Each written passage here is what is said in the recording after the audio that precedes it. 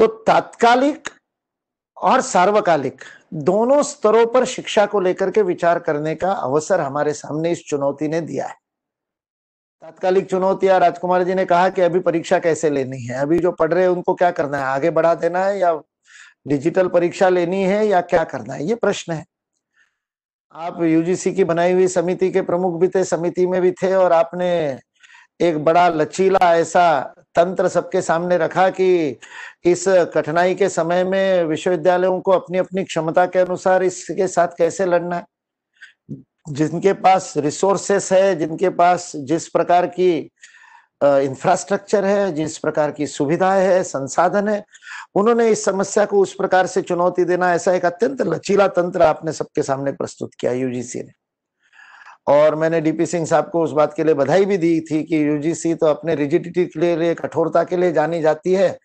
इस बार आपने जो लचीलापन दिखाया है, वह लचीलापन केवल कोरोना तक सीमित नहीं रहे, आगे भी यही लचीलापन विश्वविद्यालयों को अधिकाधिक स्वायत्तता देने का कार्य करे, ताकि जो भारतीय शिक्षण मंडल की सदा से एक मांग रही है कि शिक्षा में स्वायत्तता यह भारतीयता का महत्वपूर्ण लक्षण है।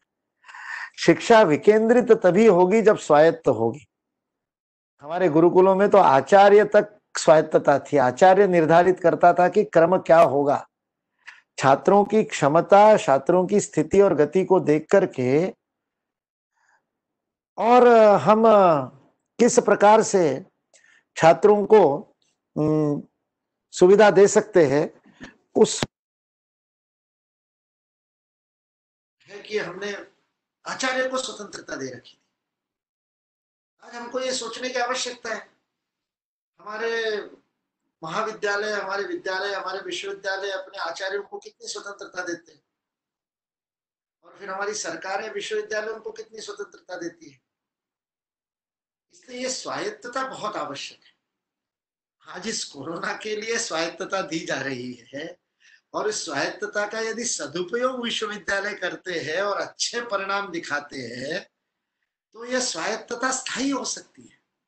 आजकल ये पश्चिम में चलने वाला शब्द है न्यू नॉर्मल, एक नया सामान्यकरण उसका हो सकता है। एक न्यू नॉर्मल के रूप में ये स्वायत्तता बन सकती है, जो स्वायत्तता इस समय यूजीसी देने को तैयार है। ये संकट का समय है, इसलिए यूजीसी पूरी स्वायत्तता देने को तैयार है। आप तय करो कैसे परीक्षा लेनी।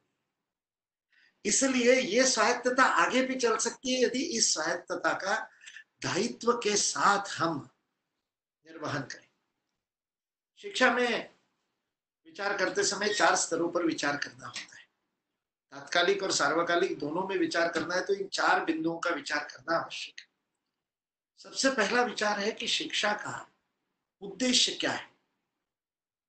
जैसा कि आज का विषय कहता है, भारत को यदि नेतृत्व करना है तो पारंपरिक और पुरोगामी, कन्वेंशनल एंड प्रोग्रेसिव, दोनों प्रकार की व्यवस्थाओं का बहुत सुंदर शब्द प्रयोग किया, ब्लेंडिंग, दोनों प्रकार की व्यवस्थाओं को एकत्रित करके एक समन्वित प्रयास करने की आवश्यकता है।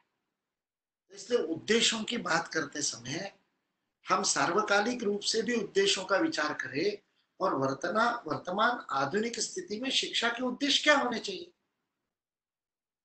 केवल नौकरी के लिए शिक्षा, एम्प्लॉयमेंट उसका विषय हो सकता है क्या? एम्प्लॉयमेंट का विचार करने से ही काम चलेगा केवल, या किसी बड़े उद्देश्य का रखते हुए उसके सह उत्पाद के रूप में वह एम्प्लॉयबल हो जाए छात्र, इस प्रकार की शिक्षा दी जाए।